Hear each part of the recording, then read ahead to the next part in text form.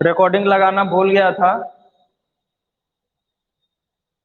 ठीक है, तो नोट कर लीजिए, उसके बाद मैं रिपीट कर देता हूँ एक बार और। ठीक है, और ईएमएमसी टाइप के इंस्ट्रूमेंट में कौन कौन से इंस्ट्रूमेंट आते हैं? एमीटर आता है, वोल्ट मीटर आता है, और वाट मीटर भी आता है। इसमें पीएमएमसी में केवल एमीटर और वोल्ट मीटर ही आता है पीएमएमसी में, और ईएमएमसी में एमीटर, वोल्ट मीटर और वाट मीटर आता है। इलेक्ट्रोस्टैटिक वाले में केवल मात्र वोल्ट मीटर ही आता है, जो अल्ट्रा हाई वोल्टेज को मेजर करने के लिए किया जाता है। और इंडक्शन प्रिंसिपल पे जो इंस्ट्रूमेंट काम करते हैं वो प्योरली एसी सप्लाई से चलते हैं। ठीक है, तो इस टाइप के इंस्ट्रूमेंट में आपका है आता है एनर्जी मीटर। क्या आता है? एनर्जी मीटर आता है, जो आपके घरों में लगता है और संपूर्ण वैद्युत ऊर्जा की माप को प्रदर्शित करता है। और एक थर्मोकपल इंस्ट्रूमेंट आता है, जो एसी और डीसी दोनों सप्लाई पे वर्क करता है। और हॉट वायर वाला जो है वो भी आपका एसी और डीसी दोनों सप्लाई पे वर्क करता है। ठीक है, ये यहाँ पे हॉट वायर है। तो आइए एक बार फिर से रिवाइज कर देता हूँ, ताकि कुछ बच्चों ने देखा भी नहीं है। अट्रैक्शन और रिपल्सन टाइप में इधर की तरफ देखिएगा थोड़ा सा एक बार। अट्रैक्शन एंड रिपल्सन में अट्रैक्शन वाला एसी इंस्ट्रूमेंट एसी और डीसी दोनों पे वर्क करता है। ठीक है, एसी और डीसी दोनों प्रिंसिपल पे वर्क करता है। और रिपल्सन वाला भी इंस्ट्रूमेंट एसी और डीसी दोनों पे वर्क करता है। और इसमें भी एमीटर और वोल्टमीटर इस प्रिंसिपल पे काम करते हैं, और इस प्रिंसिपल पर भी एमीटर और वोल्टमीटर काम करते हैं। ठीक है, तो अब एक बार फिर से रिवाइज कर दे रहा हूं।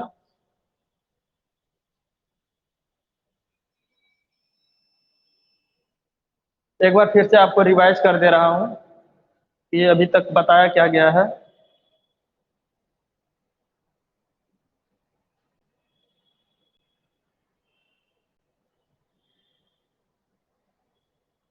देखिए स्टूडेंट्स, पिछले कुछ लेक्चर पहले, कुछ सेकेंड या थर्ड लेक्चर में ये बताया गया था कि आपके जो इंडिकेटिंग टाइप के इंस्ट्रूमेंट हैं, किसी भी वैद्युत राशि को मापने के लिए जो इंडिकेटिंग टाइप का इंस्ट्रूमेंट होता है, उसमें जो पॉइंटर डिफ्लेक्ट करता है उसको इंडिकेटिंग टाइप इंस्ट्रूमेंट कहते हैं। ठीक है, तो उस इंडिकेटिंग टाइप इंस्ट्रूमेंट में डिफ्लेक्टिंग फोर्स, किसको? डिफ्लेक्टिंग फोर्स को क्रिएट कराने के लिए कौन कौन से प्रिंसिपल अप्लाई किए जाते हैं? भाई डिफ्लेक्टिंग फोर्स कैसे आएगा? उसको हाथ से हम तो घुमाएंगे नहीं, उसको हाथ से तो घुमाएंगे नहीं कि बस घड़ी की सुई को पकड़ा 11 पे घुमा दिया, 12 पे घुमा दिया, बार बार उसको घुमाएंगे नहीं। उसको किसी न किसी इफेक्ट के द्वारा उसको घुमाया जाता है।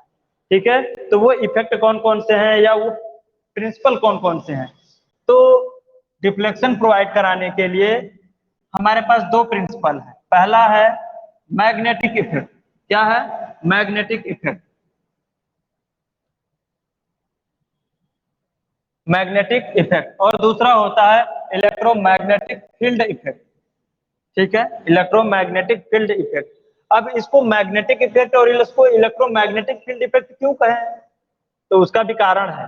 कारण ये है कि इसमें केवल एक चुंबकीय क्षेत्र होता है, परमानेंट चुंबक, या फिर कह सकते हैं कि ये हमारा कोर है। ठीक है, ये हमारी दो कोर हैं। इस कोर को हम वाइंडिंग कर देते हैं, और इसको भी वाइंडिंग किया गया होता है। ठीक है, और यहाँ से इसको सप्लाई दे दी जाती है। ठीक है, और इनको आपस में जोड़ा गया होता है।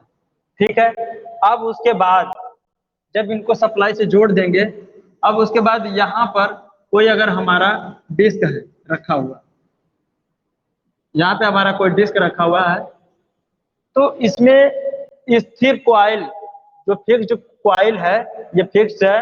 ठीक है, इसमें दो पोल बनते हैं, एक एन और एक एस, नॉर्थ एंड साउथ। ये कुछ ऐसे मैग्नेटिक लाइंस इसकी होगी, इसकी मैग्नेटिक लाइंस कुछ ऐसे होगी। ठीक है, तो या तो ये डिस्क को इस डिस्क को अट्रैक्ट करेगा, जब ये मैग्नेटिक लाइंस ऐसे ऐसे फ्लो हो रही हैं। ठीक है, ये मैग्नेटिक लाइंस ऐसे ऐसे फ्लो हो रही हैं, तो क्या करेगा? इस डिस्क को अट्रैक्ट करेगा, यानी अपनी तरफ खींचेगा। जब अपनी तरफ खींचेगा तो इसके सहारे जो हमारा पॉइंटर जुड़ा होगा वो क्या करेगा, डिफ्लेक्ट करेगा। अगर नहीं समझ में आ रहा तो इस तरह से देखिए डायग्राम, ये हमारे पास कोई कोर है, ठीक है, इसको हमने क्या किया है, वाइंडिंग कर दिया है, ये हमारे पास वाइंडिंग किया हुआ है, ठीक है। जब हम इसको सप्लाई से जोड़ते हैं, जब इसको हम किसी सप्लाई सोर्स से जब जोड़ते हैं, आपस में एसी सप्लाई से जोड़ दिया, तो ये इसको चुंबक बना देगा। क्या बना देगा, चुंबक बना देगा, ठीक है। जब ये चुंबक बन जाता है तो इसके पास कोई भी धातु का टुकड़ा, आयरन धातु का टुकड़ा अगर कुछ दूरी पे हम इसको किलित कर दें, किलित कर दें यानी फिक्स्ड कर दें, तो जब ये मैग्नेटिक प्रॉपर्टी इसमें जनरेट होगी तो वो क्या काम करेगी कि अपने पास या चुंबकीय क्षेत्र के अंतर्गत पड़ने वाले किसी भी आयरन आयरन के मटेरियल को या आयरन धातु का कोई बना हुआ पदार्थ हो तो उसको क्या काम करेगा, अपनी तरफ अट्रैक्ट करने का प्रयास करेगा, खिंचाव बल। तो ये हो गया आपका अट्रैक्शन टाइप का, ठीक है, ये हो गया आपका अट्रैक्शन टाइप का, ठीक है। अगर यदि यदि इनके कॉइल की पोलैरिटी, इसके कॉइल की पोलैरिटी इंटरचेंज कर दी जाए, ठीक है, इनके कॉइल की पोलैरिटी को आपस में इंटरचेंज कर दिया जाए तो यहाँ पर सेम मैग्नेटिक पोलैरिटी बनेगा। यहाँ पे भी एम है तो यहाँ भी एम है। मानते हैं कि ये चुंबकीय सामर्थ्य है या चुंबकीय फ्लक्स जो अपना प्रोड्यूस हो रहा है सेम सेम पोलैरिटी का है, तो जाहिर सी बात है कि फिर ये इस डिस्क को क्या करेगा, बाहर की तरफ, बाहर की तरफ पुश करेगा, है ना, धक्का देगा, ठीक है। तो यानी कि इसको रिफ्लेक्शन यानी प्रतिकर्षण, तो ये आपका आ जाएगा रिपल्सिव टाइप का हो जाएगा, ठीक है। अब आगे चलते हैं, ये बात समझ में आई होगी आपको। अभी इसके बारे में डीपली चर्चा करेंगे, घबराने की जरूरत नहीं है, बस आपको बस ये बताने का प्रयास किया जा रहा है कि यहाँ भी मैग्नेटिक इफेक्ट की बात किया जा रहा है और यहाँ मैग्नेटिक फील्ड इफेक्ट की बात किया जा रहा है, साथ में इलेक्ट्रो भी लगा है, तो ऐसा क्यों है, तो यहाँ पे केवल एक स्थिर कॉइल को ही हम मैग्नेट बना रहे थे और इसमें एक आयरन का पत्ती या रॉड या छड़ या आयरन का कोई धातु उसके पास ले जाते हैं तो चुंबक द्वारा या उस चुंबकीय क्षेत्र द्वारा, चुंबकीय क्षेत्र में जब हमारा आयरन का टुकड़ा पड़ता है, रॉड पड़ती है, तो वो उसको अट्रैक्ट करने का प्रयास करती है, इसलिए इसको मूविंग आयरन टाइप का इंस्ट्रूमेंट कहा जाता है, ठीक है। इलेक्ट्रोमैग्नेटिक फील्ड इफेक्ट या इलेक्ट्रोमैग्नेटिक मूविंग कॉइल, यहाँ पे देखिए कॉइल शब्द का प्रयोग किया गया और यहाँ पे आयरन शब्द का प्रयोग किया गया। तो ये मूविंग कॉइल में क्या होता है, मूविंग कॉइल में होता ये है कि हमारे पास दो फिक्स्ड कॉइल होती है, एक ये फिक्स कोर है, क्या है हमारे पास एक फिक्स कोर है, दो हम फिक्स कोर ले लिए और दोनों एक दूसरे के परपेंडिकुलर हैं, पैरेलल है, सॉरी, दोनों एक दूसरे के क्या हैं, पैरेलल है, समांतर अवस्था में रख दिया, दोनों पे सेम नंबर ऑफ टर्न की वाइंडिंग हमने कर दी और इसको आपस में हमने जोड़ दिया, ठीक है, और इसको हमने सप्लाई दे दी, क्या किया,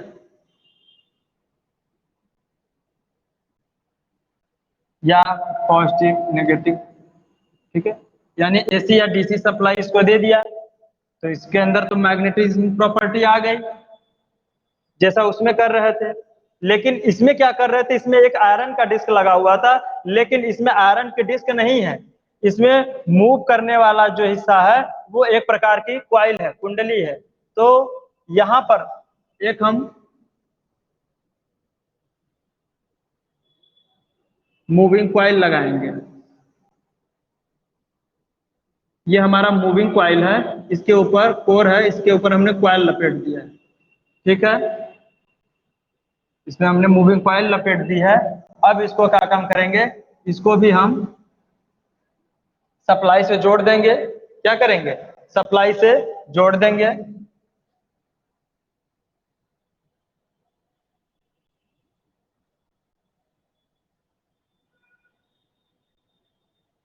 और इसको लोड से जोड़ेंगे,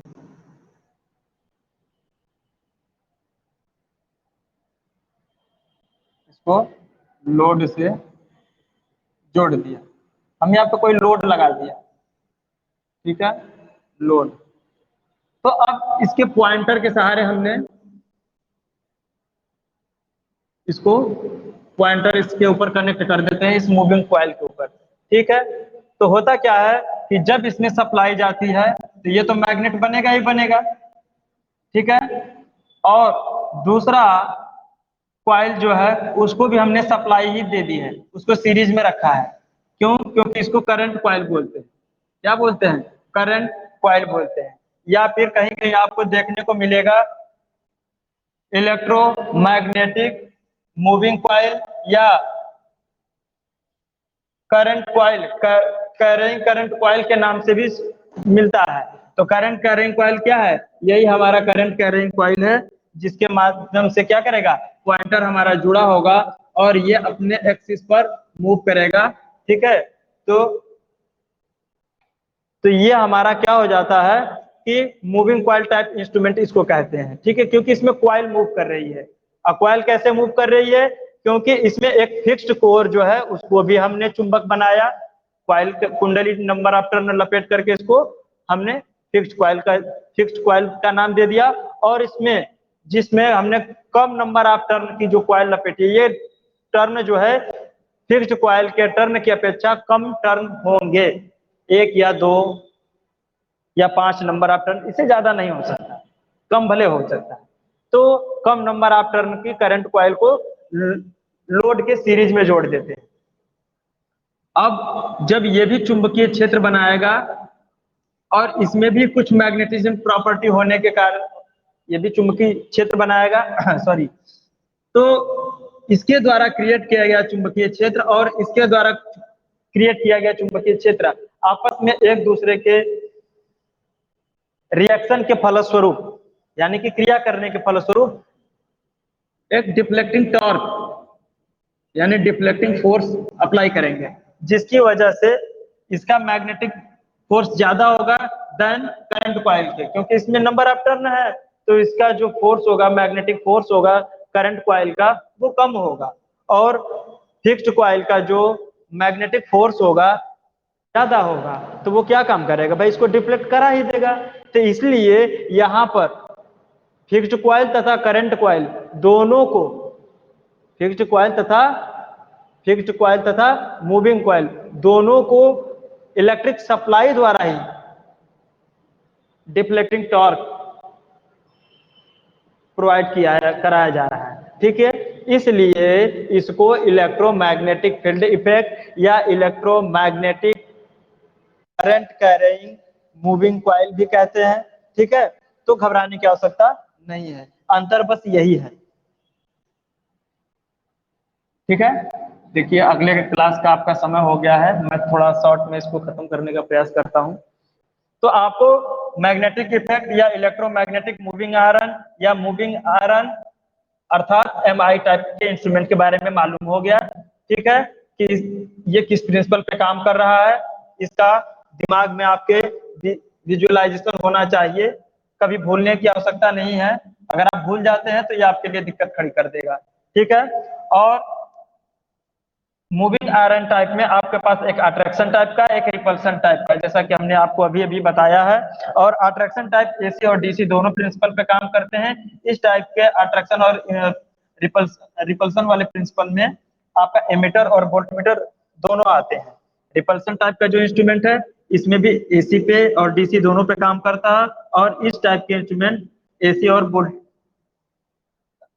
एमिटर और वोल्टमीटर टाइप का होता है, ठीक है। और इस टाइप के इंस्ट्रूमेंट में आपको बताया हमने पीएमएमसी, क्या बताया है, पीएमएमसी। पीएमएमसी का मतलब होता है परमानेंट मैग्नेट मूविंग कॉइल, ठीक है। इसमें ओनली डीसी पे काम करेगा, किस पे, सिर्फ ओनली डीसी पे, यही ध्यान रखने की जरूरत है।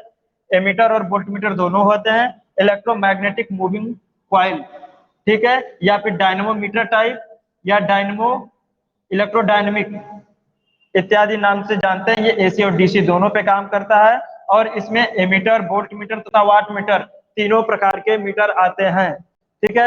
और इलेक्ट्रोस्टैटिक वोल्ट मीटर जो होता है इलेक्ट्रोस्टैटिक प्रिंसिपल पे, ये अल्ट्रा हाई वोल्टेज के लिए काम करता है, इसमें केवल वोल्टमीटर ही आता है। और नेक्स्ट वाला है इंडक्शन प्रिंसिपल, इस केवल एसी सप्लाई पे ही काम करता है, इसमें एनर्जी मीटर आता है जो आपके घरों में लगाया जाता है। थर्मोकपल, थर्मोकपल में केवल एसी और डीसी प्रिंसिपल पे काम करता है। और एक होता है हॉट वायर, ये भी एसी तथा डीसी पे काम करता है। ठीक है, तो इस ग्राफ को आप अच्छे से बना लीजिए और याद कर लीजिएगा। मैं इसको रफ करने जा रहा हूँ, आपका अगला लेक्चर शुरू होने का समय हो गया है। ठीक है, बस इतने टाइप्स में आपको घबराने की जरूरत नहीं कि कौन कौन से ऐसे इंस्ट्रूमेंट है कि कौन एसी पे काम करेगा कौन डीसी पे काम करेगा। सारे इंस्ट्रूमेंट एसी और डीसी पे काम करते हैं। बस आपको ध्यान इस बात का देना होता है, ये पीएमएमसी, पीएमएमसी को बस ध्यान से रख लो कि परमानेंट मैग्नेट मूविंग कॉइल का जो इंस्ट्रूमेंट है वो सिर्फ और सिर्फ डीसी पे काम करेगा। और इलेक्ट्रोस्टैटिक टाइप का जो वोल्ट मीटर होता है ओनली वोल्ट मीटर के लिए यूज होता है, अल्ट्रा हाई वोल्टेज मापने के लिए। और तीसरी बात यह है कि इंडक्शन प्रिंसिपल पे जो काम करने वाला इंस्ट्रूमेंट है वो सिर्फ और सिर्फ केवल एसी पे ही वर्क करेगा, ठीक है, ना कि डीसी पे। तो ये बस खाली दो ही चीज आपको ध्यान रखने हैं, इंडक्शन वाला और पीएमएमसी वाला, बाकी सारे इंस्ट्रूमेंट एसी और डीसी पे वर्क करते हैं। ठीक है, अब इसको मैं रफ करता हूं। आपका अगला लेक्चर शुरू होने वाला है, सर आ गए हैं, थर्ड ईयर के बच्चों के लिए स्विच गियर की क्लास चलने वाली है। तो आप इसका स्क्रीनशॉट ले लीजिएगा और इसको थोड़ा सा कल स्टडी कर लीजिएगा। ठीक है, थोड़ा सा इसको स्टडी करके आइएगा, मैं कल इसके बारे में डीपली आपको बताऊंगा। ठीक है, थैंक यू क्लास।